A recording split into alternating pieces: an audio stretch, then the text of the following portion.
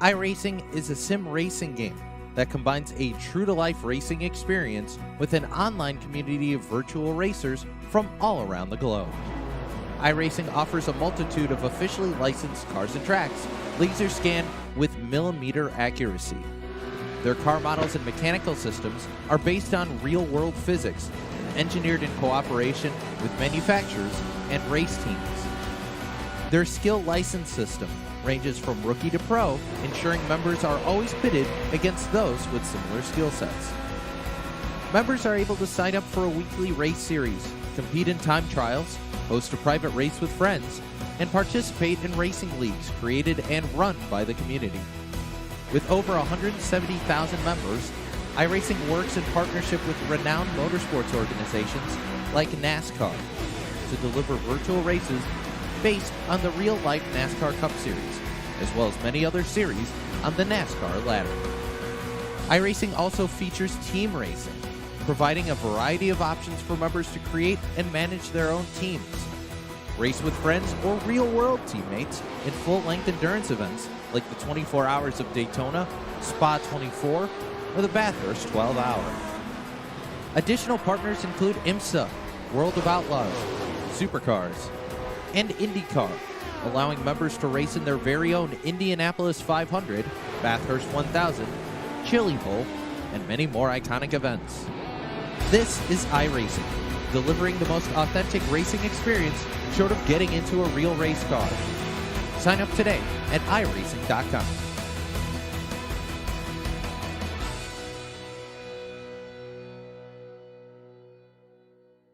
Simulated racing can be awesome, but it can also be kind of a free-for-all. Interestingly, auto racing faced the same problem in its earlier days. Whether it was on the back roads, the beaches, or the city streets, the racing was always fun. But there was always a certain level of chaos or danger, until some folks came along and put some order to all of this. Stuff like official racetracks, regulations about weight and equipment, and enforcement of standards. That's what gave us high-speed excitement, fast-paced action, and photo finishes. That's when racing became racing. The guys over at iRacing.com have made the same transformation in the world of sim racing. See, iRacing analyzes the performance and results of each driver in every race, so you can be sure you're always placed in races where the competition will be tight, and that those reckless drivers who ruin it for us all will be kept in the pits. Not to mention that with members in over 130 countries already in their vast community, you can find races day and night, so you can always get in the action. You can even join a league of your favorite series, and work your way up to one of 7 world championships, offering over $500,000 in prize money. And since updates are always automatic, you don't have to worry about software and can focus on the track. Zip up your fire suit and check out iRacing.com.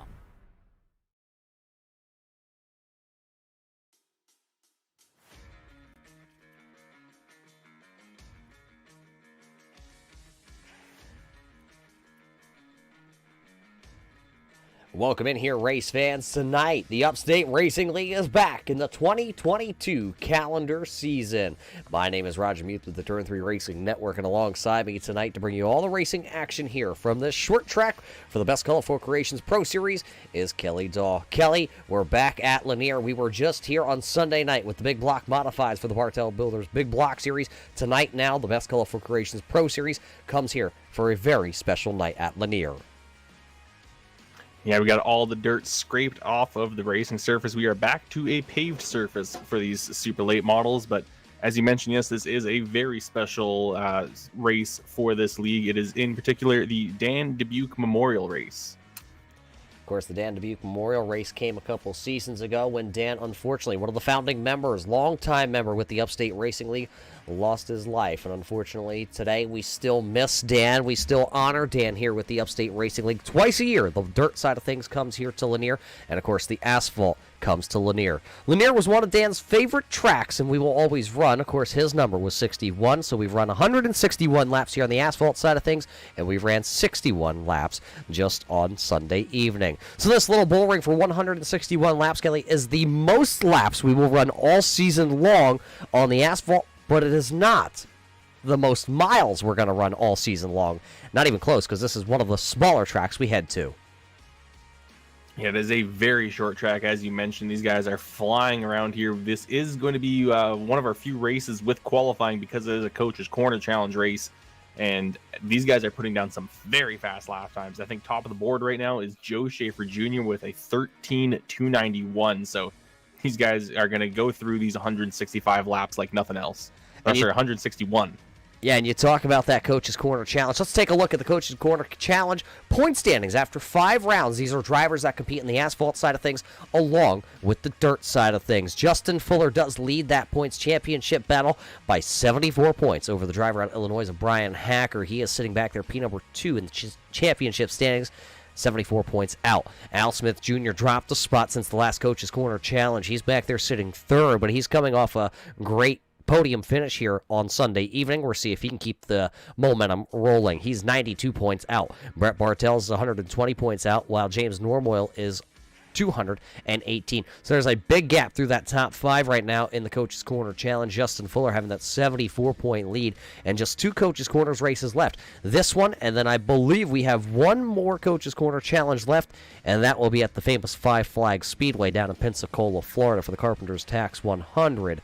So, well, not very many races here for Brian Hacker or Al Smith, who I think might just be in the striking distance, striking range to get maybe a little bit closer to Justin Fuller, but time is going to be running out on this challenge. We do actually have one more race on the dirt side as well with the big blocks. When we go to Kokomo in late January, we will be doing one more Coach's Corner Challenge race for these guys. So there is still some time to catch Justin Fuller, but like you mentioned, 74 points over Brian Hacker. It is going to be a monumental task to catch up to him. Qualifying just about wrapping up here tonight for the Dan Dubque Memorial 161 here, presented by the Hanson Starter Shop. It'll be Joe Schaefer Jr. who snags the pole. It'll go down. That Joe Schaefer Jr. set the quick time, but it is time to head down to that dreaded invert wheel here for the Best Colorful Creations Pro Series. Let's take a gander here and see which drivers or how many rows will actually invert and who will actually start on that front row.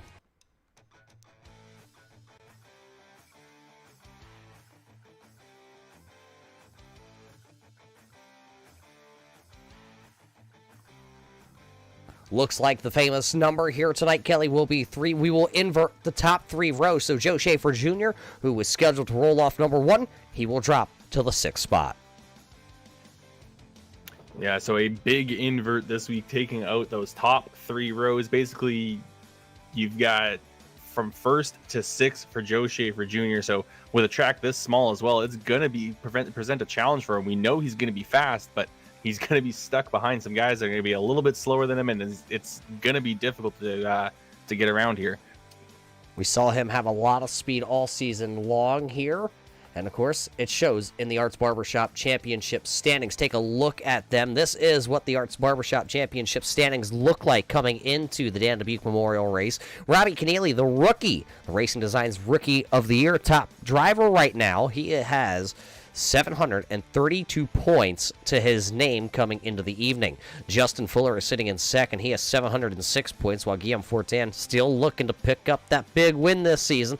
Showed a lot of speed in that 09 Motorsports. He has 700 points, and he sits back in 3rd. Joe Schaefer Jr., who had the quick time here tonight, will start 6th. He is 4th overall. Trey Etson is 5th. Justin McDuff is back there in 6th. Then it's going to be Brian Hacker, Matthew Barkhouse, Mike Alexander, and Bill Martin rounds out the top 10. So a lot of big names towards the back of that Arts Barbershop Championship standings, and they got to really get a move on it. Closing in, we just got Lanier, Langley, Southern National, Five Flags, and Hickory to wind down the season. There's no chase. There's no, oops, we may have just fumbled our way into a playoff spot and maybe hope to snag a win and close out a championship. You got to win it on points.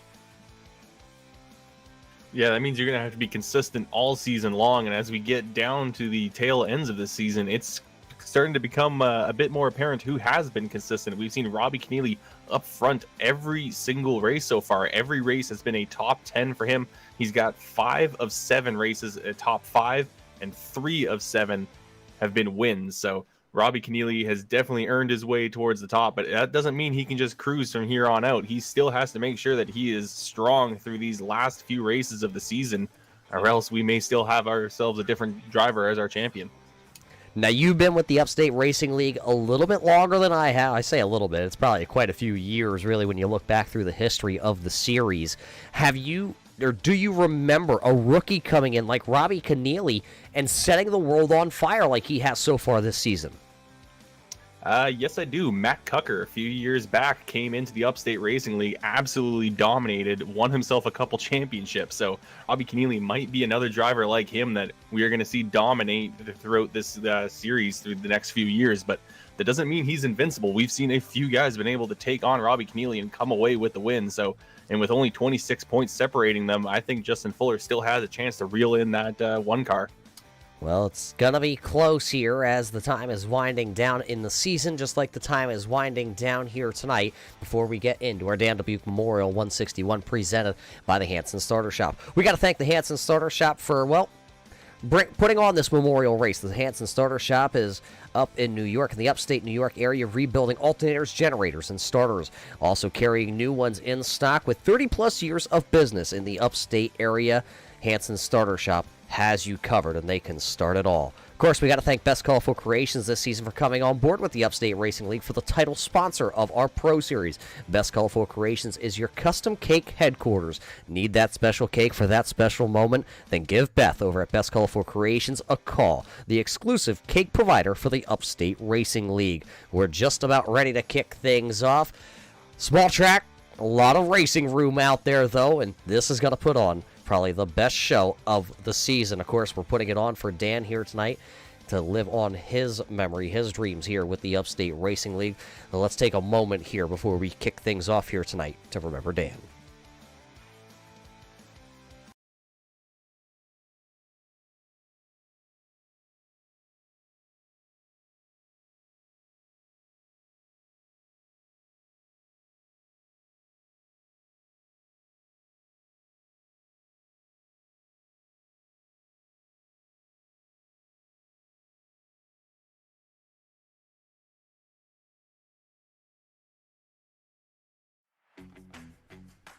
And just like that, it is time to go down here tonight to get our Best Colorful Creations starting lineup here tonight for the Dan Dubque Memorial presented by Hanson Starter Shop. You see Joe Schaefer Jr., he set quick time. We'll put him back into that 6th position. So Vernon Woodard in car number 73 will take the pole here tonight. So it'll be Vernon Woodard starting P number 1 to his outside, driving the 13 QC here tonight. Guillaume Fortin, the G-Man, will start P number 2. Starting to the inside of row number 2, driving car number 39 here tonight, Bill Martin will start P number 3, while Matthew Barkhouse in car number 15 out of Canada will roll from 4th. 5th then will be the driver of the 1K, the driver out of the West Coast. This will be Robbie Keneally. He will go from the 5th starting spot. Joe Schaefer will start car number 6 here tonight in position number 6. The rest of the lineup here is traditional here. The 18 NY, the Empire Racing Team driver. A.J. Hamill having his best starting spot of the season. He'll roll off from P number 7. Back there into P number 8 here tonight, driving the Aftermath Motorsports number 56. This is Trey Edson. Starting back in 9th, driving car number 41 out of New England, E.J. O'Rourke will start back there into the 9th position, while the driver out of New York, driving car number 51 for the Aftermath Motorsports. This is Justin Fuller. He will roll off from P number 10. Brian Hacker puts the 11 into the 11th grid spot, so he'll be starting off there on the inside of row number 6. To his outside, the 75 of Mike Alexander will join him. Justin McDuff, he comes in 13th place. He'll be started alongside with Brian Rogers Jr. in the 12 machine. Matt Eddy in that 88 is going to be alongside another 88 car with Matt McLean on road number 8. Al Smith Jr. starting a little bit further back in the field in P17 with Ellie Musgrave to his outside in 18th. Jimmy McIntyre Jr. will be on the inside of row number 10 with Justin Smith in the 45 to his outside. Starting back into the 21st spot, the Carpenters Esports number 1. This is the Oldsmobile of Jeremy Carpenter. Rodney Hontoon driving car number 4 here tonight for the Racing School will go 22nd on the starting lineup. Starting back in 23rd then, the Catch 22 Motorsports number 22 of Mike Holtzclaw. Starting into the 24th spot, out of Ohio, driving the Empire Racing Team's number 98 Ohio. This is Chris Stump, and winding down the 25 car field that did take time. This will be Brett Bartels and the Bartel Builders 2B entry. He'll start 25th. Shotgun to the field. That's your starting lineup, brought to us by Best Colorful Creations, the official cake provider of the Upstate Racing League. Cars are rolling, Kelly. It is time to get ready to go racing here tonight, as it'll be Vernon Woodard and Guillaume Fortin on the front row. Looks like they have just decided to move the rows themselves, not actually swap what sides the drivers are on. So I believe that gives control of the field to Guillaume Fortin. So Fortin will actually be our pole sitter for the evening, just because I guess it was a lot simpler to move just the rows instead of trying to get all these guys to cross over as well. Then we'll go racing this time by. Marky Mark will pull the iRacing.com Silverado pace truck in, and the Hanson starter shop green flag is up. We're racing in the Dan Dubuque Memorial. Guillaume Fortin going to control the inside down into turn number 1 with that 73 of Vernon Woodard to his outside. Woodard, though, not going to be able to hang on the outside. He's going to lose that ground. It looks like Matthew Barkhouse now trying to fill up the inside row, but Vernon Woodard, he's going to be able to drop down to that preferred lane. Battle back there, Joe Schaefer Jr. to the inside of car number 39. Here comes the Epic Media number 6 of Joe Schaefer. Remember, he set quick time in our qualifying session. He's trying to work his way back up. He'll take P number 4 now, so he knocked down Robbie Keneally. He knocked down Bill Martin, finds himself now 4th. Look at Robbie Keneally in car number 1 right now. He's battling A.J. Hamill right there, who's had his best qualifying effort of the season. The driver out of New York, the driver out of Vermont. He's not quite sure where he's from, but he knows where he's at right now. He's running 7th to the inside of the 1K of Keneally. Keneally still trying to hold strong in that outside lane, and it looks like it's gonna pay off. He just got clear of the 18 going into turn 3. Now he will be clear coming out of turn 4. Looks like that 18 of AJ Hamill had a bit of a bobble going through turns 1 and 2 last time around, and now they're just behind him as we're speaking. Justin Fuller got all sorts of loose off of turn number 2, nearly got down to the 56 of Edson, but was able to manage to hang on to that race car. Some great shots here with our Xander side group onboard camera, riding on board with the 18 NY of AJ Hamill back there. That's Trey Edson, Justin Fuller, EJ O'Rourke. Everybody's back there. One car to the outside. That's that highlighter yellow car. That's the R&R Kinsman number 75. This is Mike Alexander. He is to the outside of car number 20. That is going to be Justin McDuff, and he's also got another car worked down to the bottom side. That's that Eddie Performance entry of Matt Eddy working the bottom. There's Brian Rogers, Brian Rogers also over there. One car way high down in the corner. That's the 18 of AJ Hamill. Something happened to AJ. Looks like AJ was the victim of a bit of a bump and run going into turn number 1 from the 56 of Trey Edson. Just gave him a tap about halfway through the straightaway and just sent that 18 machine into turn 1 with way too much speed. He had to go all the way up the banking to woe that thing up and lost all sorts of positions. He's now back all the way to the tail end of the field in 25th. Guillaume Fortin still continues to lead this race here. We'll be 10 laps completed when we come back through here. He has led all 10 laps in that 13 QC. Vernon Woodard's right there. Matthew Barkhouse. Joe Schaefer Jr. rounding out the top 4. Bill Martin is back there running into P number 5. So just like that, 10 laps here in the books already here in the Hanson Starter Shop Memorial race for Dan Dubuque. A good start here for him. He would be smiling down. There's Hal Smith Jr. in his brand new coach's corner entry. Brand new paint scheme for Al Smith just on Sunday evening in his Bartel Builders Big Block Modified. Al Smith was able to rip off a podium place finish for the first time ever in his dirt racing career here with the Upstate Racing League, trying to back it up with another good run. Oh, little bump there. Smith didn't quite get the center of the corner, and Jimmy McIntyre had a good run of the Best Colorful Creations number 81. He went right into the back bars there of the 96 of Al Smith Jr. and had to check up. That's going to allow the 75 of Mike Alexander to get down to the bottom side of the speedway. I think that might have actually helped that 96 machine. He got tagged in the rear end right as he got on the throttle. It shot him out of the corner, and he cleared that 75 machine by a large margin off of the corner. So just something that worked out just perfectly for Al Smith Jr. Going back to the front, though, Guillaume Fortin, he's starting to open up a bit of a gap over Vernon Woodard, who is just trying to hang on to that 13 QC machine. So he has lead. It's almost up to a half a second, maybe 3-4 car lengths right now, maybe a little bit more that time. Does look like Yem's able to enter a little bit higher off the corners, try and utilize all the track, while Vernon Woodard is trying to maybe playing a little more of a defensive line to hold off that R&R Kinsman Auto Salvage number 15 of Matthew Barkhouse right now. There you see Woodard maybe a half a car length down on the straightaways just to hold up that car back there. It'll still be, though, Guillaume, as we've been green flag racing here. Everybody's starting to really get into a groove. You got to go all the way back here to Brian Rogers. He is back here in car number 12. He's dropped 2 spots. There goes the 81 of Jimmy McIntyre. So Rogers will fall back to 16th now as he is on the outside. Here comes, I believe, is at the 88 of Matt McLean now working the inside. That is Matt McLean trying to work that inside line right ahead of him, though. Jimmy McIntyre Jr. getting all the way down to the bottom of the racetrack, trying to use the banking of the apron to help make that car move.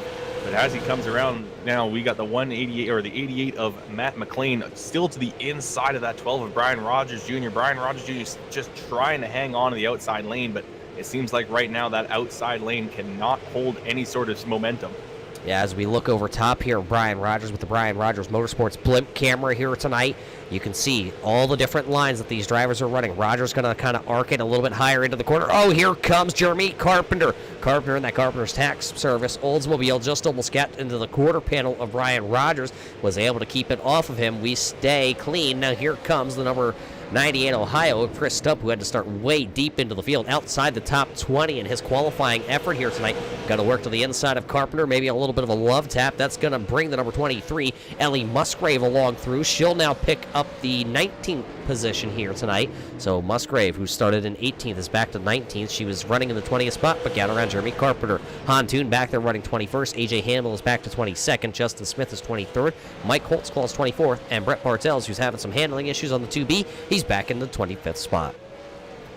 Yeah, and Brett Bartels now is going to be under fire from the 13 QC of Guillaume Fortin. We're now starting to approach some lap traffic that might allow Vernon Woodard and the rest of these guys back into things if Guillaume Fortin has to get checked up a little bit, because he's already opened up pretty much half a second over Vernon Woodard, nearly 6/10 down the straightaway. That's a lot when you come here to these little bull ring tracks. 26 laps completed here tonight out of the 161 scheduled. Brian Rogers Jr. still having some problems back here, shedding a couple more positions, so he's trying to hang on to it maybe. And here's EJ O'Rourke. He's under pressure. Here comes the 11 Illinois of Brian Hacker, that Carbon Junction entry. The Pathfinder's chassis is working the bottom side, finding its path around the inside groove. He'll now pull even with the 41 in the center of the corner, but EJ O'Rourke going to get the better run off corner. Hacker, though, has the shorter entry into turns, and he'll come out as they come back across the straight to complete lap number 28. Hacker looking pretty solid down to the bottom side. Yeah, that bottom lane is still the place to be early on in this race. That may change, though, as time goes on. We may see those guys start to burn up the right front, and it might be a bit better to run that high lane and be able to run the higher momentum. And we're starting to maybe see that as EJ O'Rourke is fighting very well, but we've got a caution here on the racetrack. Our first caution of the night looks to be Brian Rogers Jr. Brian Rogers Jr. going to bring out the caution flag with his Rusty's number 12 entry, the Lightning McQueen replica car. The driver out of Vermont. Let's take a look back here. It looks like possibly two incidents here, as he was just ahead of the 4 Loco driver out of Ohio. Let's see if there's a little contact. And oh yeah, a little bump there. Chris Stump getting into the back. And oh, Ellie Musgrave checked up, and then she got ran into the back of. That's going to put Brian Rogers a lap down. Let's see if we can go from our blimp camera here tonight, if we can get that pulled up.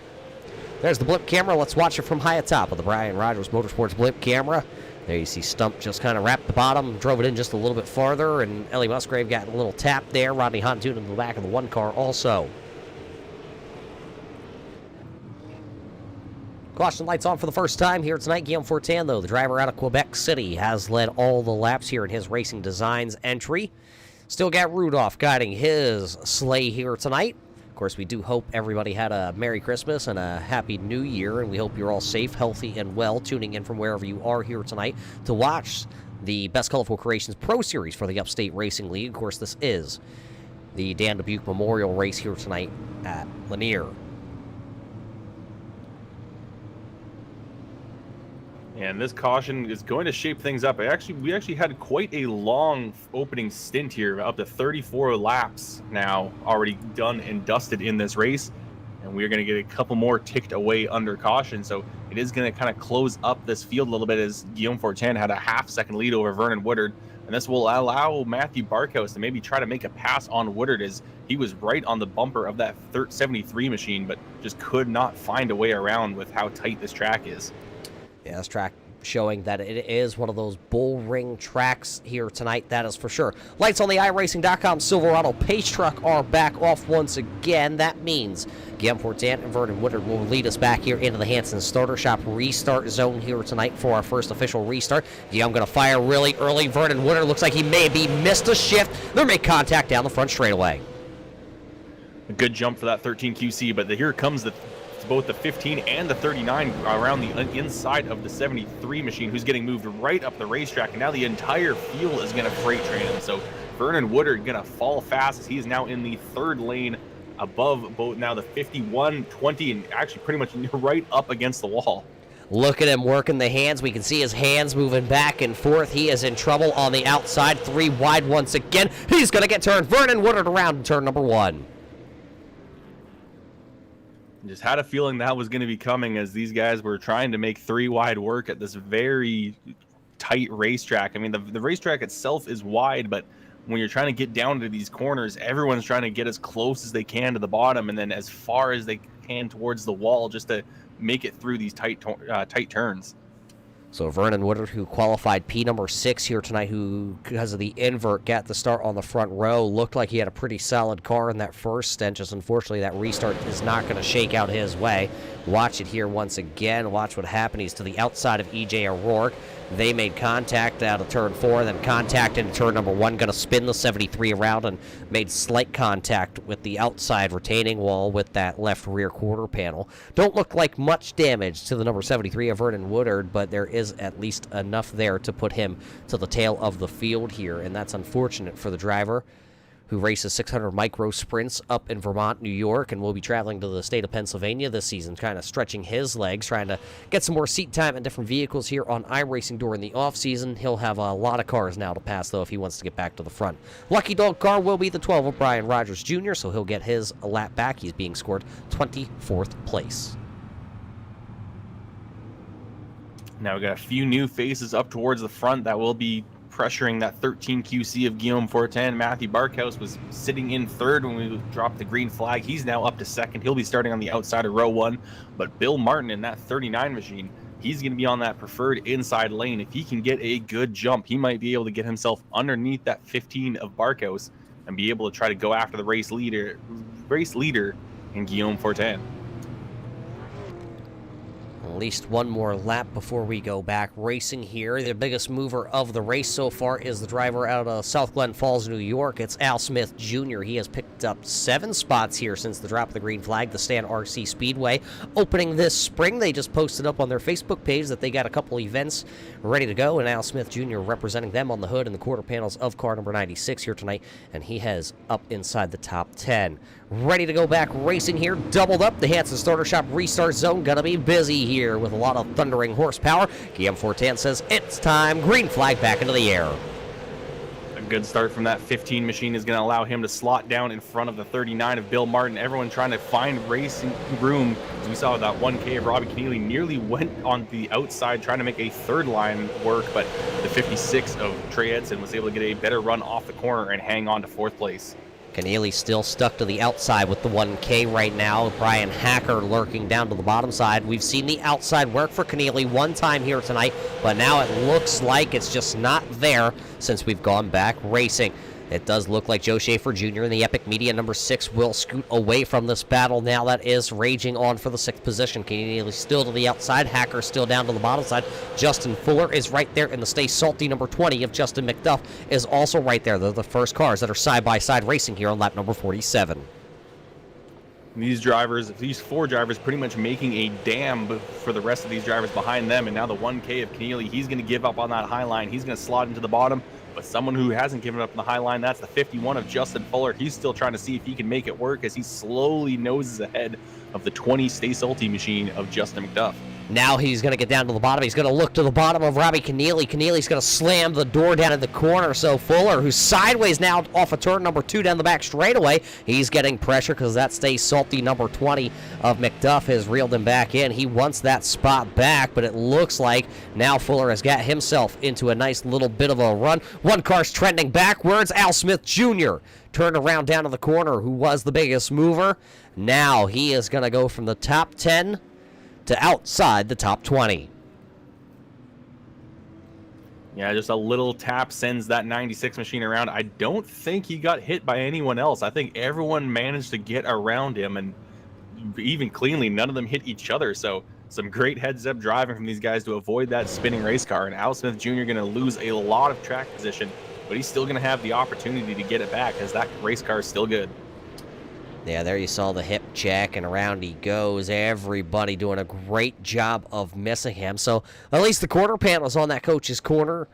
The Stand RC Speedway still looking pretty stout here tonight, but maybe a little bit of down, momentum a little bit here for Al Smith Jr., so he'll be relegated back to the 24th position. There are still 25 cars out onto the Speedway here tonight at Lanier, as Chris Stump is being scored back there in the final position. He is being scored 25th, 1 lap down. I don't know how he went a lap down here tonight, but he is still out there turning laps, and well, he didn't have a very good qualifying effort either. He started back into the 25th position. That's kind of something that we're not used to seeing here with the Upstate Racing League, is Chris Stump really struggle in this season. It just seems like the 98 of Chris Stump has struggled more than usual. He has spent a lot of time out of the sim seat, and I guess you can say he's still knocking the rust off.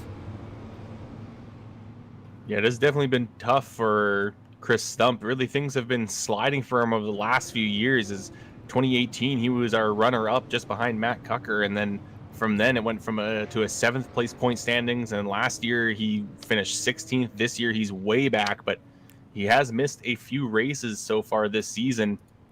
But at the same time, just the races that he has been in, he hasn't really shown up. It's really strange to see that, because Chris Stump used to be one of those guys that was week in, week out. He was up front battling for the win.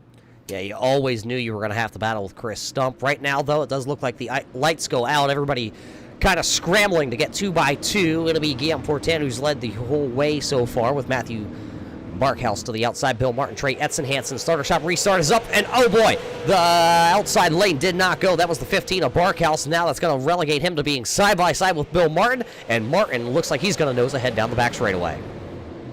And we know how much stronger that inside line is. We've seen that outside line work on very rare occasions, and I think Bill Martin has babied his tires so far. He's still getting some good grip on that bottom side. He's going to nose ahead, and he's going to get completely clear of the 15. Now we have the 6 of Joe Schaefer Jr. He's trying to see if he can get around Matthew Barkhouse. One car jacked up sideways. That was the 1K of Robbie Keneally off the front bumper of the Stay Salty number 20 of McDuff. Both drivers hang on to it, but it is still the 15 of Barkhouse who's stuck to the outside. Joe Schaefer Jr. will take that Epic Media machine down there. Look at that throwback by Trey Edson, car number 56. He says he's not a short track racer. He says he's not used to the super late model. I'm going to call baloney on this one. This driver all season long has shown that he has the strength to run up front. Maybe a little bumper tag there from the 1K of Keneally. That's going to actually put Keneally back a couple car lengths that time, as then Brian Hacker was almost into the back of the 1K. Still got Matthew Barkhouse in car number 15 to the outside there. He cannot get down. Yeah, neither one of these drivers wanting to give an inch, but it doesn't seem to be a winning battle for that 15 at Barkhouse. I think he needs to back out, try to get himself a better line into that, or a better lane is the bottom line, just to save the tires. But look how tightly packed the field is. It is a complete freight train. I think that Barkhouse knows we actually have a car sideways. Looks like Mike Alexander hard into the inside wall in the front straightaway. He's going to get that car going straight, but we are going to have a caution just behind them, as I think another car spun on the front straightaway. I believe that might be the Oldsmobile Carpenters tax service. Devil's Bowl Speedway. That Oldsmobile, they don't make money of them. And boy, the nose clip is severely hurt. So this is all going to stem from Mike Alexander hitting the inside wall, I'm going to assume. Let's take the look. There is the Carpenters tax service number 1 of Jeremy Carpenter. There you see everybody stacks up, and Bartels was trying to make the move to the inside because he saw the 1 of Carpenter checking up. And Carpenter left the door open. Watch on board here with the Xander Sign Group onboard camera with Jeremy Carpenter. There you see the 2B back there. Carpenter checks, and when he comes back into the throttle, it was too late. Bartels tried to fill the hole, and they were just racing for the same real estate down into corner number 1. Yeah, that was just 2 cars trying to make it into one space, and that's never going to work, unfortunately. Is you see just the one of Jeremy Carpenter was just trying to get around the other cars that were checking up, while at the same time Bartels had a lot of speed, had that inside lane, and unfortunately for both those drivers, they just got into each other, and I think both of them really took a hard hit to the inside wall, and both are down on pit road trying to repair some of that front end damage. Well, that's not good for those drivers, but, well, what's good for this driver is he's had a lot of success so far this season. It's the driver of the 1K. He comes in tonight as the Racing Designs Rookie of the Year. You can find Racing Designs over on Facebook.com. They are the Rookie of the Year paint provider for the Upstate Racing League, and, of course, Racing Designs, putting a lot of cars on the Speedway here with the Upstate Racing League. So Robbie Keneally tonight is sitting in P number 6 as we get ready for a Hanson Starter Shop restart zone here. It'll be Guillaume Fortin leading us back to green. Guillaume Fortin has led every single lap so far, but he has not been doing so without pressure, as we've seen the 39, the 6, the 15, a lot of different drivers going after him. Now he's going to have another chance to get a jump on the field. Green flag back in the air, coming through the Hanson's Starter Shop restart zone. And Guillaume Fortin down into turn 1 with a good lead, coming off of turn 1 with a car length over Bill Martin, who is going to be able to slot himself down to that preferred lane. So as he gets down the front, 2 go single file, and then it's the battle back there for third. Joe Schaefer Jr. has the inside lane here on Trey Edson. Maybe a little contact that time down in turn number 1. Here on lap number 69, it will be Joe Schaefer Jr. picking up P number 3. Guillaume Fortin, Bill Martin, 1 and 2 out there on the Speedway. Trey Edson trying to find his way to the bottom. We've seen all night long now since about the first 5 laps. The outside lane just does not work here. Robbie Keneally also stuck to the outside. It seems like he's been there all night long on that outside lane. He's still been able to hold serve. He's got Brian Hacker looking to go through him on the bottom side, and then it's Justin McDuff to the inside. Justin Fuller still stuck on the outside. Yeah, a set of 4 cars, 2x2, with the lead group of 3 running away as these guys battle it out for position. Looks like Matt McLean having a little bit of a checkup, but that's still not going to be enough for E.J. O'Rourke to find the bottom lane. Now here comes the 51 of Justin Fuller. He's going to find a slot down on the bottom side. Look who's lurking back there in the Xander signs. Number 75, Mike Alexander, who was, up against the inside wall at one point. He did keep it rolling, so he got to hold his spot. He is still running up there into the 12th spot. Ellie Musgrave just behind them. One car was down there on the apron. I'm not sure who that was. That's the 2B of Brett Bartels, the Bartel Builders entry. He's rolling the inside of the Speedway. Matt McLean still trying to work over the 41 of E.J. O'Rourke, and the battle is inside the top 5, though. Matthew Barkow still on the inside of Trey Edson. Yeah, these guys picked up their battle right where they left off when that caution came out. I think they just swapped which side they were on, as Trey Edson's still trying to hold on to that outside lane. He doesn't want to give it up because he knows there's going to be a few other drivers following him through, but the 15 of Barkos, he is starting to clear that 56 machine of Edson. Now here comes Brian Hacker trying to follow that 15 all the way towards the front. Closing in on the halfway point, just about 4 laps away from halfway here tonight in our Dan Dubque Memorial 161, presented by the Hanson Starter Shop, and it's been all Guillaume Fortin. 1 car sideways, that's Robbie Keneally. Robbie Keneally in the 1K is sideways, now 1 car turned around. That's the number 96 of the boss man, Al Smith Jr. Trying to get his 96 pointed back into the right direction. Does not look like Oscar's going to get there before the field comes. Oscar, the Grouch, going to go a lap Al Smith, and oh boy, boss man might be mad at us for that one. Us? I'm going to say that one was you, Roger. It sounded like you said it, just came through my headset and microphone, but let's take a look back here on the replay. What happened to Robbie Keneally? He was inside the top 10, just hanging on. There's Matt McLean in the Best Colorful Creations, number 88, and Keneally going to get down, and it looked like he checked up, and it looked like McLean was just nosed underneath him, and Al Smith Jr. just going to be, hit the brakes too hard and nosed himself into the inside retaining wall. Yeah, a bit of an accordion effect catching out that 96 machine as he checked up hard and because of the guys in front of him, and eventually it's going to come to a point where someone's not going to be able to slam on the brakes soon enough, and that unfortunately was the 98 machine as he tried his best to slow that thing up but got into the back of Al Smith Jr. and turned him hard into that inside wall, and there's probably some good damage to that left front of the 96 now.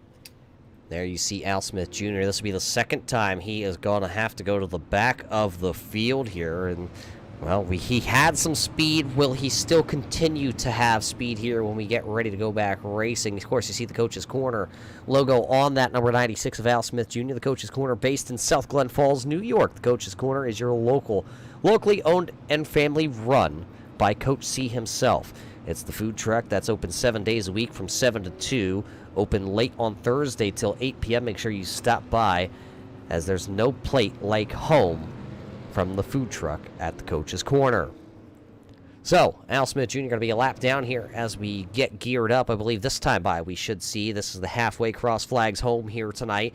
Guillaume Fortin will lead at the halfway point home as the lights do go out on the iRacing.com pace truck. Once again, it is going to be Guillaume Fortin to the inside lane with that preferred line with Bill Martin to the outside. Bill Martin was able to get a good enough start to be able to jump down to the bottom lane. Let's see if he can do it again this time around. iRacing Silverado going to pull in by Marky Mark, and Guillaume going to say the Hanson starter shop green flag is up. Let's go back racing here after halfway at Lanier here tonight. Guillaume going to get a great start. Look at Joe Schaefer Jr. the inside. Not going to be just as good, though, for the Epic Media Machine. Bill Martin has the chance. He is going to take it. He is going to get down. The Dr. Noise, number 39, will get in front of the 6 of Schaefer Jr.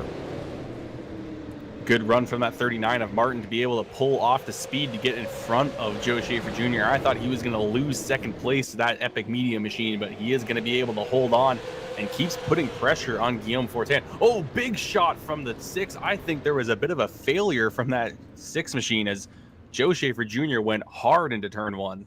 That'll bring out the 6th caution flag of the evening as you see the Epic Media number 6 on his roof down there. Sitting turtle Bill Martin will roll away in the Dr. Noise number 39, but that one's going to be a wild one. Carpenter down on pit road. Looks like he is getting repairs done to his number 1 machine still. But let's take a ride here, right on board with the Dr. Noise onboard camera with Joe Schaefer Jr. down here into corner number 1. What happened? I think the throttle just hung because we did not hear a lift off the accelerator there from Schaefer. Schaefer did come out and say that he has had an equipment failure going into turn 1. He finally is able to get that car cleared off the racetrack, but really just the worst place to have an equipment failure going into turn number 1. Sounds like his rift shut off, so he was completely blind going into the turn. So pretty much what we call here on iRacing, well, just a failure. Technology is great when it works, and unfortunately here tonight, it's going to bite Bill Martin and Joe Schaefer Jr., 2 drivers that were inside the top 3. Schaefer now down on pit road. His night looks to probably be over, while Bill Martin will be able to continue, but he goes from running 2nd all the way back to 20th, and man, that's just a heartbreaker for both of those drivers. I know one driver that's going to like to see that. That's Guillaume Fortin, because those were his next 2 competition on the board. Yeah, and I was just about to say Bill Martin was in a great spot. It looked like he had really saved his tires. He had a lot of speed, was right on Guillaume Fortin, and was just looking for a single opportunity to get his car in there. And I think he was in a great position, but just really unfortunate for him to just be in the spot where he was when that 6 had an equipment failure. So now that will shake things up. They will look like this as we ride on board the R&R Kinsman Auto Salvage onboard camera with your race leader. It'll be Guillaume Fortin coming back as the race leader. Matthew Barkhouse now gets P number 2. Trey Edson, Brian Hacker, Justin Fuller, Justin McDuff, Mike Alexander, Ellie Musgrave in 8th. AJ Hamill back to 9th, and then Jimmy McIntyre is in 10th. Vernon Woodard, remember, started on the front row. He's back to already running in the 11th spot here tonight as we come back into the restart zone. Pace car down and away, and Guillaume Fortin, wasting no time, gets on the throttle towards the Hanson starter shop restart. And that 56 of Trey Edson, he's going to immediately slip in front of Matthew Barkhouse. Barkhouse once again struggling to start on that outside lane, but he is only going to lose 1 spot to 3rd place. And now we've got the 11 of Brian Hacker. He's been able to get himself solidly into 4th, but that 20 of Justin McDuff trying to work underneath Justin Fuller. So as they battle back there for the 5th spot, Justin McDuff to the inside. It seems like every time you find Brian Hacker, you find Justin McDuff this season here when we're on the asphalt side of things. And I got to talk with Brian Hacker through the off week, well, call it the off week since Sunday technically, since we haven't seen the Upstate Racing League back on the air.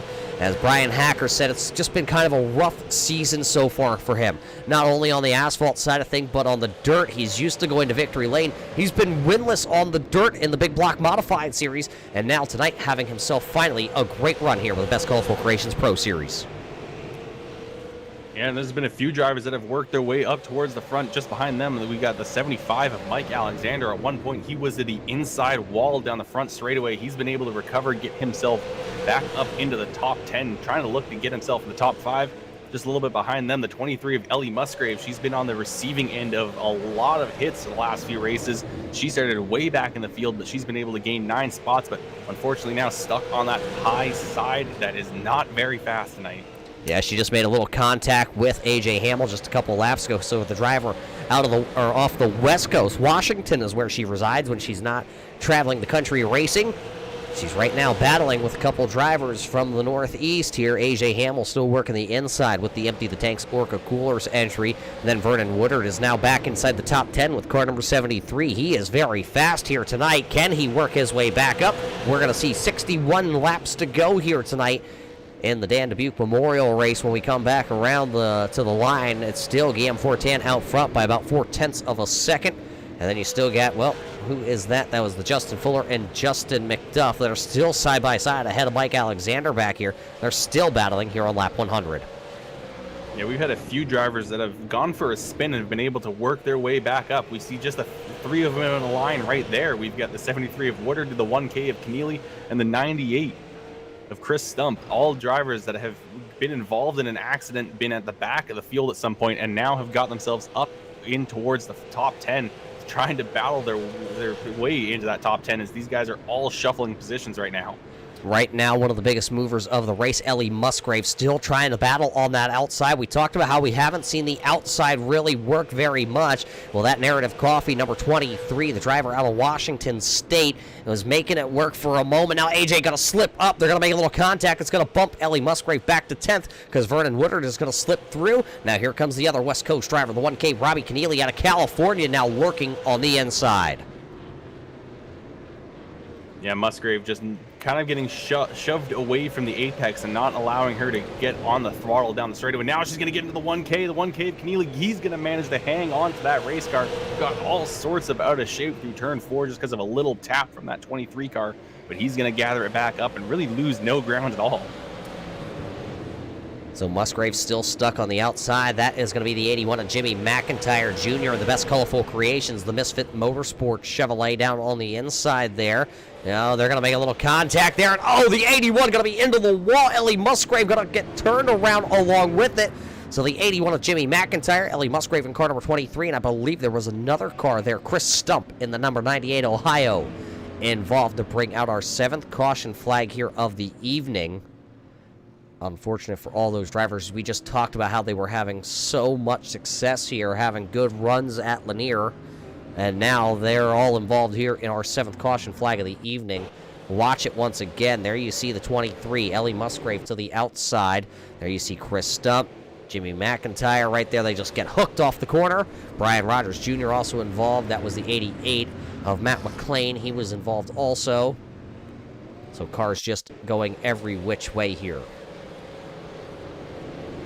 Yeah, it looked like Musgrave just kind of got into the quarter panel, and once that happened, it was forcing that 81 machine up high and really gave neither one of them an opportunity to get away from that accident. So really, as soon as those quarter panels touched and locked together, those two were taking a ride to the wall. Unfortunate now, so that puts us under our 7th caution flag of the evening. Guillaume Fortin still out front here tonight. So while he is out front, we have to thank another one of our sponsors here that make things possible for the Upstate Racing League. We got to thank Schoony's Country Market back on board. Schoony's Country Market is a family-owned and run grocery and deli store with full-service deli, offering subs, sandwiches, fried food, and pizzas. That's the Schoony's Country Market. Arts Barbershop, of course, the proud ear lifter of the Upstate Racing League.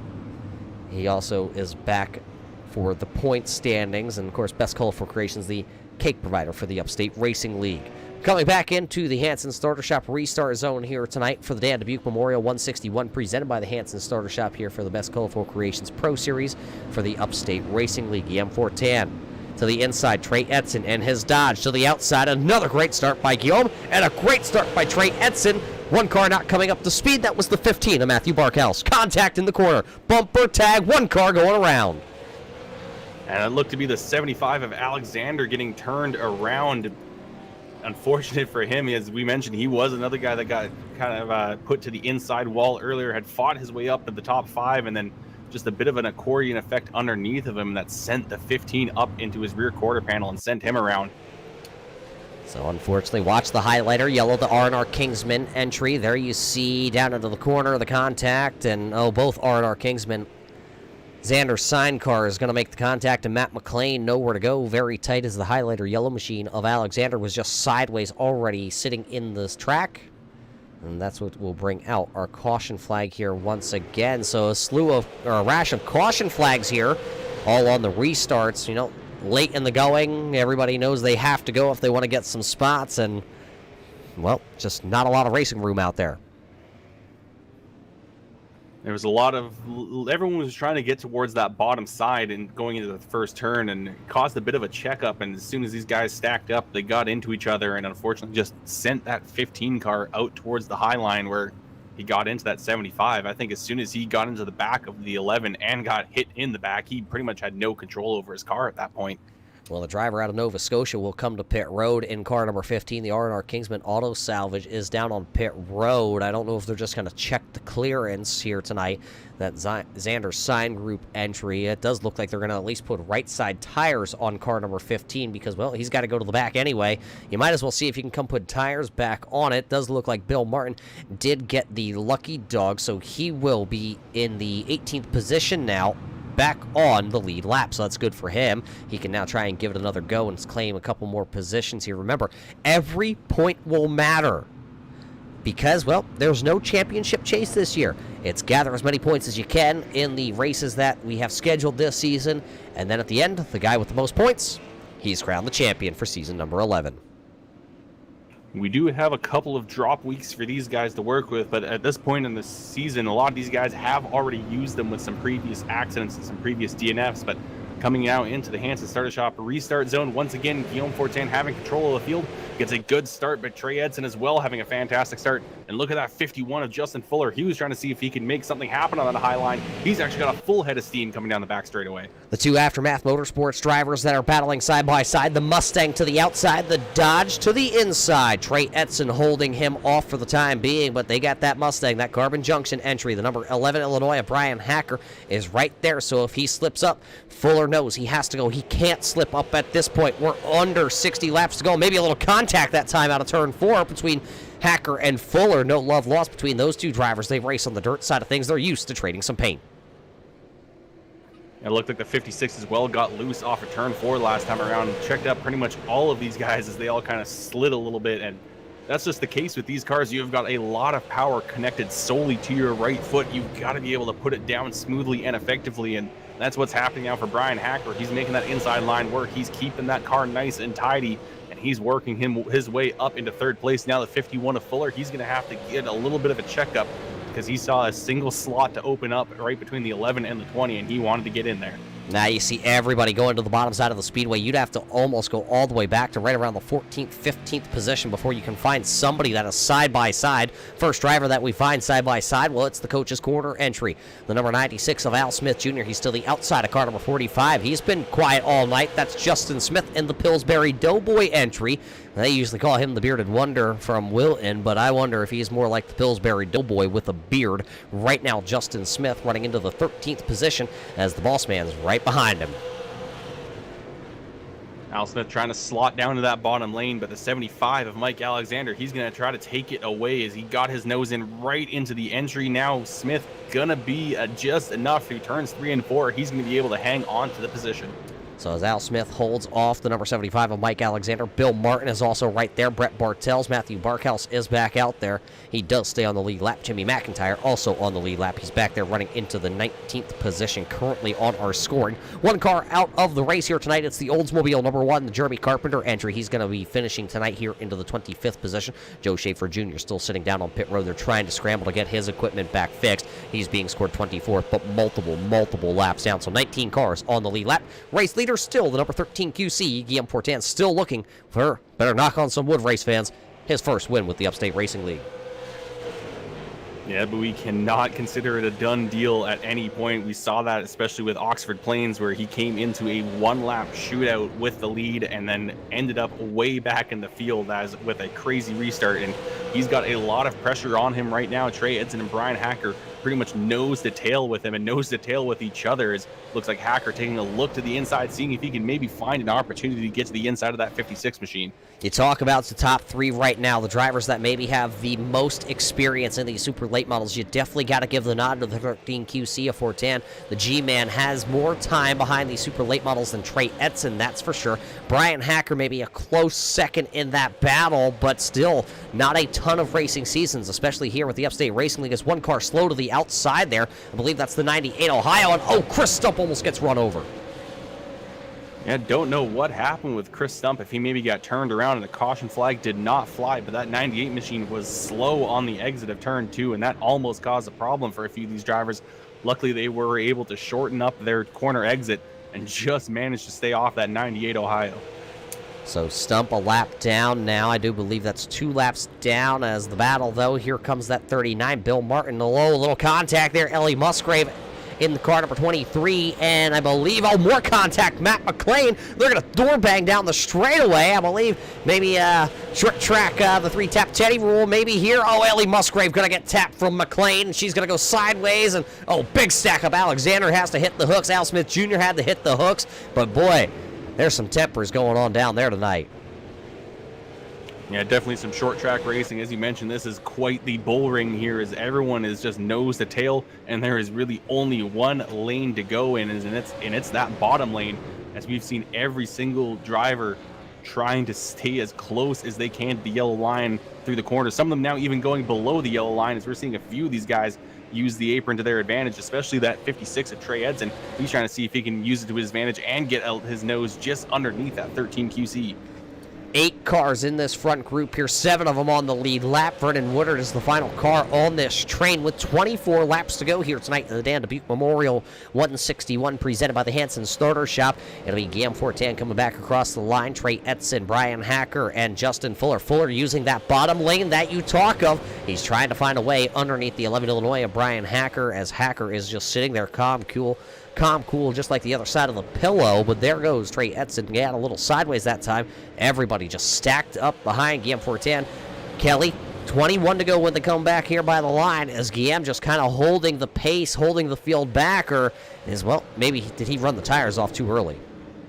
It's definitely possible that he's worn those tires out, but Trey Edson is pushing hard to try to get around him. He's hooking that inside lane a lot and really spinning the tires off the corner. Now that time getting a bit of a shot from the 11 that might help him, just not quite enough though to get his nose at the inside of 13 QC. And Guillaume Fortin, give him credit, he's doing a very good job of staying calm, hitting his marks, and just driving very smoothly and just really forcing Trey Edson to be the one to make the move.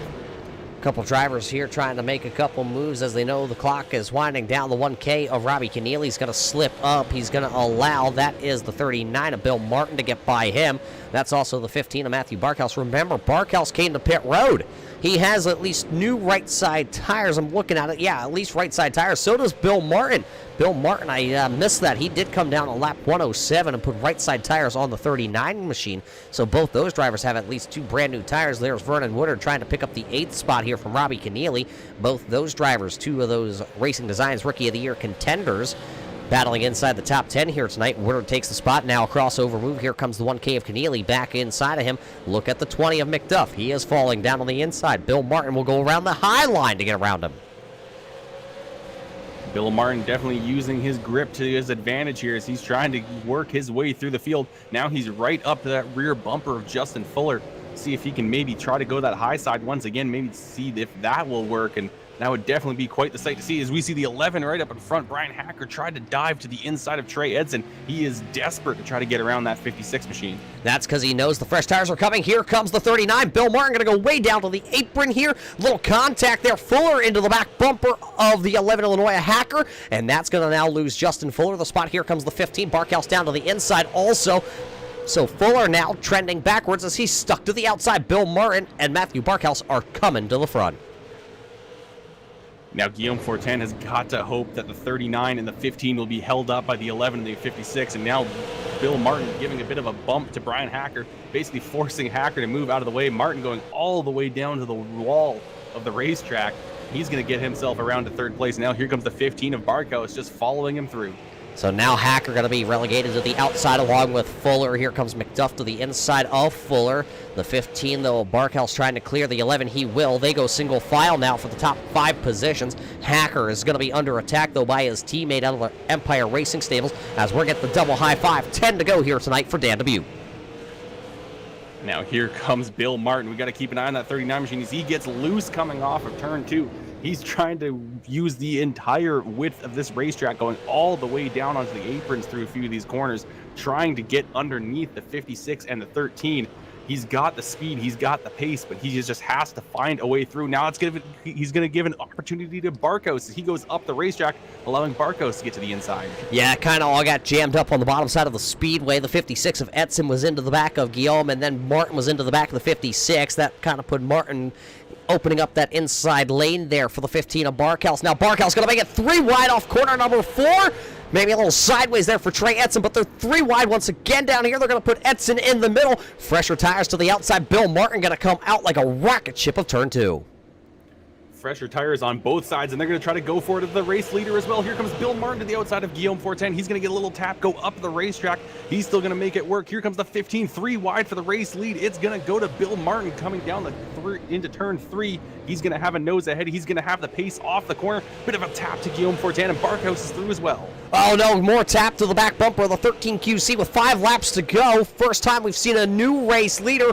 Bill Martin, can he go from spin to win? He now has the race lead here. It's Bill Martin, Matthew Barkhouse, along with Guillaume Fortin. Bill Martin running away with 4 laps to go. Clear track ahead of him. Lap traffic will not come into play here tonight to close out the Dan Dubuque Memorial here at Lanier, as it'll be now 3 laps to go. Bill Martin leads the way.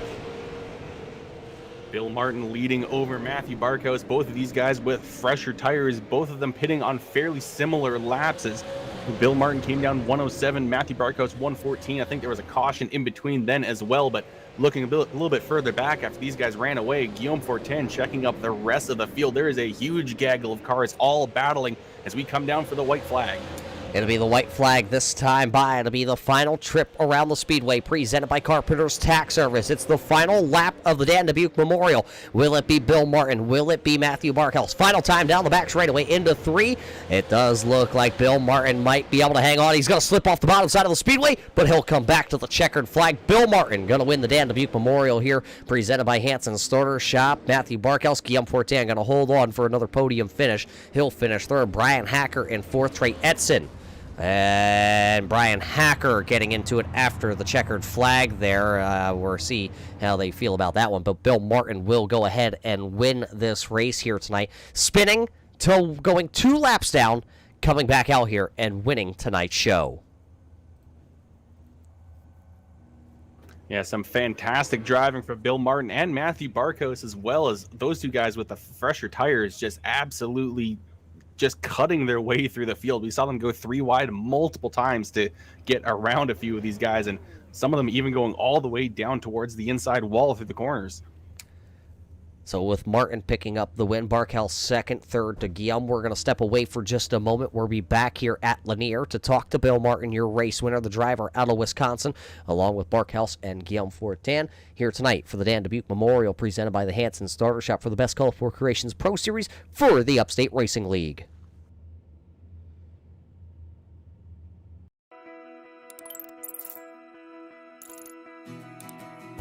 iRacing is a sim racing game that combines a true-to-life racing experience with an online community of virtual racers from all around the globe. iRacing offers a multitude of officially licensed cars and tracks, laser scanned with millimeter accuracy.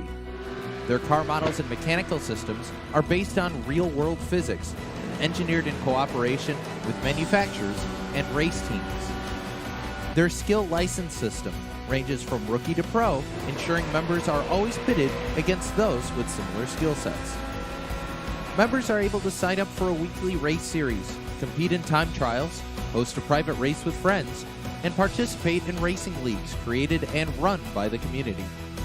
With over 170,000 members, iRacing works in partnership with renowned motorsports organizations like NASCAR to deliver virtual races based on the real-life NASCAR Cup Series, as well as many other series on the NASCAR ladder. iRacing also features team racing, providing a variety of options for members to create and manage their own teams. Race with friends or real-world teammates in full-length endurance events like the 24 Hours of Daytona, Spa 24, or the Bathurst 12 Hour.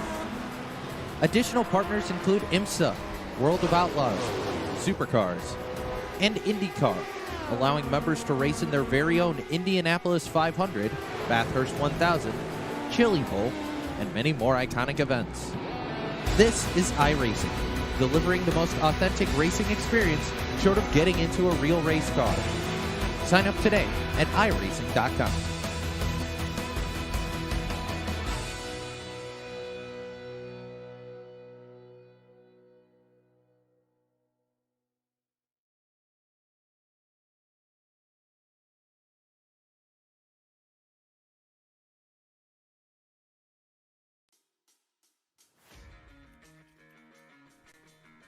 Welcome back here, race fans, to Lanier here tonight for the Dan Dubque Memorial 161 presented by the Hanson Starter Shop. 161 laps are in the books, and boy, did it get ever exciting at the end of this one. Can't wait to hear what the top three drivers have to say about this one. Let's throw it down to Kelly Dahlier down there in victory lane with our race winner, driver of the 39.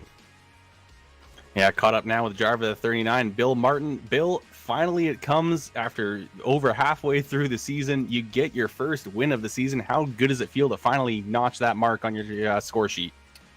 It feels good. I hope I didn't make anyone mad driving the way that I was driving. You can't pass here, and there was only so much time that I was going to be able to make space on the outside before the right front just turned into like a lump of, like into a raisin. So I had to utilize the apron, and I didn't put anybody in a position that they couldn't have just maintained their line. But they kept giving me the space, so I just kind of kept taking it. So I hope that I didn't make them mad. But I hope that they also understand and still like me next week if they are mad. I think Hacker was mad, but I mean, he and I will probably kiss and make up later. Well, you had a very strong run tonight, but a few times you actually got yourself knocked all the way to the back of the field. I mean, what does it take to kind of regather yourself after really finding yourself at the back end and having to charge all the way up to the front? This track is one of those weird places that when it comes to the speed of a super late model's pit stop, you can't rely on really any sort of like laid out strategy. I mean, I guess you can if you're really good, but I'm not. So I can't rely on any sort of useful strategy.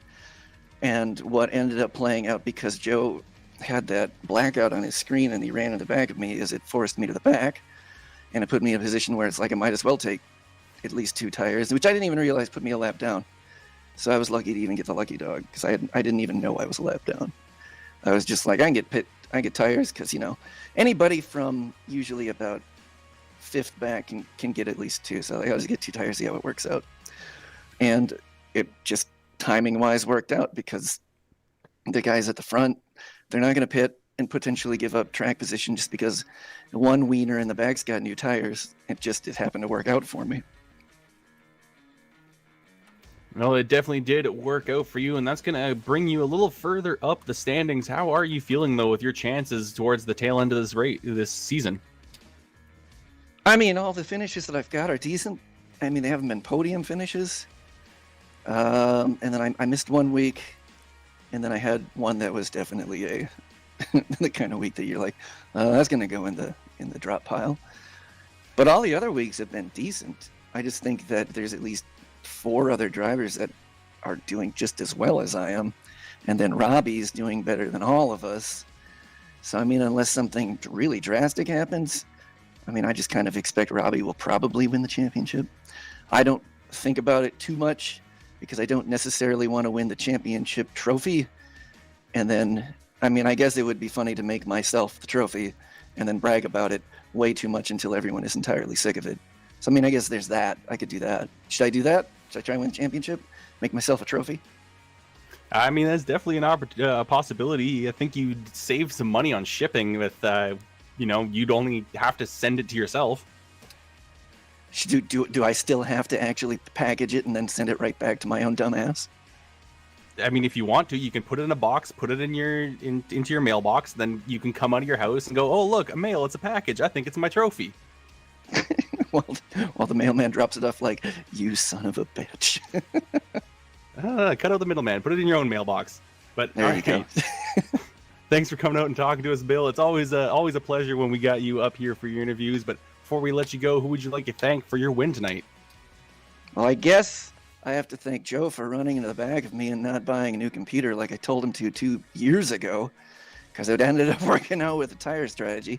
I don't think that would have happened if I'd stayed out. I'd have been in that same line everyone else was. So thank you, Joe, for not spending money for at least this week. Oh, and Matt too. I like Matt too. All right, well, that was Bill Martin, driver of the 39 Dr. Noise machine, and we will be seeing him again probably very soon, maybe even next week when we go to Langley Speedway. But we're going to be passing it along, and I believe Roger is caught up with our second place finisher tonight. I have caught up with the second place finisher tonight. He had to also take a trip to pit lane at one point. Matt, the Xander sign, number 15, had to go to pit road. Tell us what put you down there to pit road and then the mindset for the 2 tires.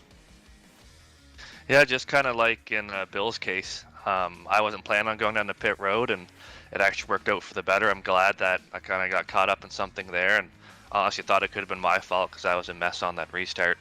But yeah, I wasn't definitely fast enough to run at the podium tonight. I was just holding on as long as I could. And after that all happened, I seen Bill going, and I just followed suit because he is really good at getting by cars. And as he opened them up, I just followed him through, and it was pretty crazy there at the end, us trying to split the last 2. Yeah, you worked your way back through the field then with those newer tires. It looked like not only Bill, but yourself, you were able to work the high lane or that inside lane, and then you kind of got to those top 5 cars, and one bobbed and one weaved, and you made them 3 wide. How did you make the 3 wide work, especially getting back around Guillaume there at the front? Yeah, I honestly wasn't entirely sure it was going to work, but I knew at that point Bill had dragged me that far up through and it wasn't going to work any longer. So I figured if he was going high, I was going to go low, and hopefully we didn't make any 2 enemies on our way up.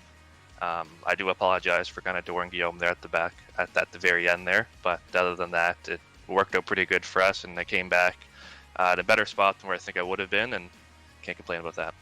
So in all, the night that was bad and maybe looking down turned around for you to wind up here on the podium. And, well, you're having yourself still a pretty good season. You came in 6th in the championship standings, 108 points out of Robbie Keneally. But you look at it, and, well, the season, you haven't all been all that great. You got to look back at the Best Colorful Creation Circle Cakes 100, a 26th place finish. And then since then, you've really flipped the script and gone 6th, 1st, and 2nd. Yeah, I just started with this league here a couple years ago, and I was excited back then to get like a top 10 or top 15, and I just had to get that monkey off my back and get that first win, I think, and now I can focus on racing a little cleaner, keeping my head in it, and not driving more than what I actually can for the skill level, and just following from the guys like Joe and Bill and Robbie and all those guys that have proven year over year how to get these championship points. Well, you have yourself another good run here tonight in the Dan Dubque Memorial at Lanier. Who do you got to thank back home or maybe out there who helped you here tonight? I guess just like Bill, I got to thank the guy that got in the back of me, put me to the rear, because it turned out to be a lot better night because of that. And, of course, Mike there at Xander Signs, R&R Kinsman's Celtic Air Services, Al for setting up this league, and you guys are putting on a great show as always. There you hear it from your second place runner here tonight, Matthew Barkhouse, who had to go to the back and come all the way back to the front. Will finish P number 2 after the 161 laps are completed. One final driver to round down the podium here tonight. Kelly, you're standing over there by the 13 QC. Yeah, caught up now with Guillaume 410. Guillaume, unfortunate for you tonight after leading pretty much the entire race, now coming home in 3rd, but it is still going to help you with your points in the championship. And moving on into next week at Langley, how are you feeling about the championship? I mean, with Robbie doing as well as he's doing right now, I don't think I have a shot at the championship. But right now, I'm looking forward to every race because I'm doing so great this year. But even though it sucks to not get a win again tonight, I think I led like 155 laps. So just like at Oxford, I just missing it a little bit at the end to get my first win, but I think I'm gonna get it this year. It's been a great year, and looking forward to Langley next week. Well, at this stage, you have pretty much been in the top 5 nearly every single race so far. So I think at some point something has got to fall your way, and that may come at Langley. But this week, though, you had a lot of pressure thrown behind you. You led, like you said, nearly 155 laps, but pretty much the entire time you were under fire. How did you keep your composure while you had cars trying to get around you like that?